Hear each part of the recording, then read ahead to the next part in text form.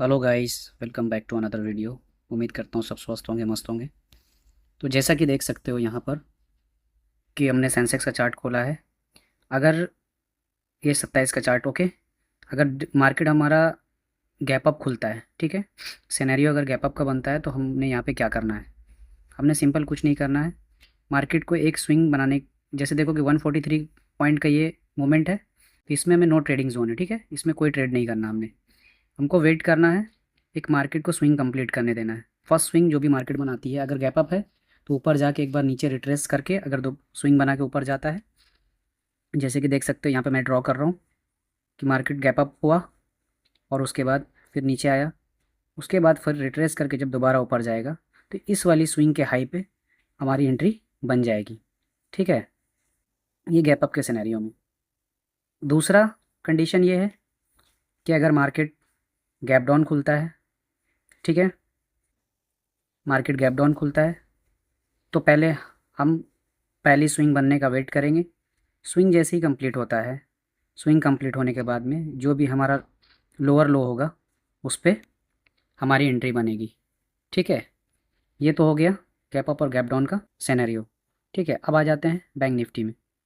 Bank Nifty में भी same, अगर मार्केट गैप अप खुलता है तो सेम हम पहले मार्केट को स्विंग बनाने देंगे। फर्स्ट स्विंग, मार्केट ऊपर गया, ऊपर जाने के बाद में फिर नीचे रिट्रेस करके आया और हमारे डिमांड जोन से वापस ऊपर गया। अगर डिमांड जोन से ऊपर जाता है तो हमारा स्विंग हाई पे एंट्री बनेगा, ठीक है। ये ध्यान रखना है, हमेशा ध्यान रखना कि डिमांड जोन पे और सप्लाई जोन पे ही फोकस करना है। हमारा सबसे ज़्यादा फोकस इसी पे होना चाहिए कि ये मेरा डिमांड सप्लाई जोन है, सप्लाई जोन पे जैसे ही रिट्रेस करके जैसे ही मार्केट लोअर लो बनाया, इसी स्विंग पे हमारी एंट्री बनेगी, ठीक है। और प्रीवियस स्विंग के ऊपर आपका स्टॉप लॉस होगा, ठीक है। ये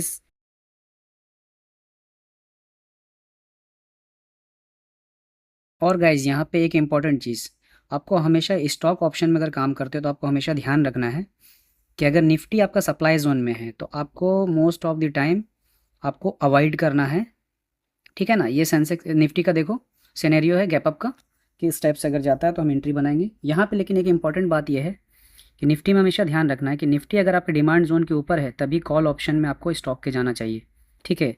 10 बजे के बाद आपको एक्चुअली ये ऑब्जर्व करना है।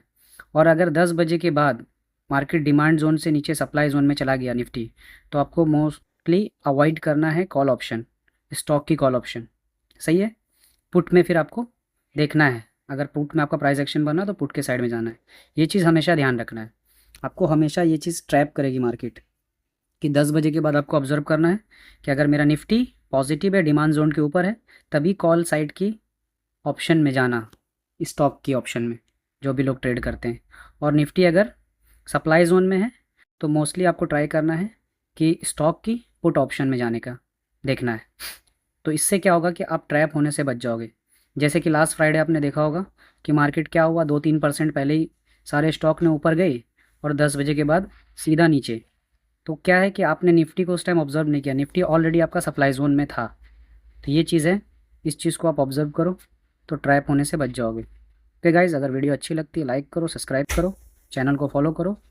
अगर मेरा एनालिसिस अच्छा लगता है तो फॉलो करो। डिस्क्लेमर, मैं सेबी रजिस्टर्ड नहीं हूँ, this is for education purpose, not for trading purpose. अपने लर्निंग को इम्प्रूव करो, रिस्क मैनेजमेंट को फॉलो करो। Thank you very much, have a good day, bye bye.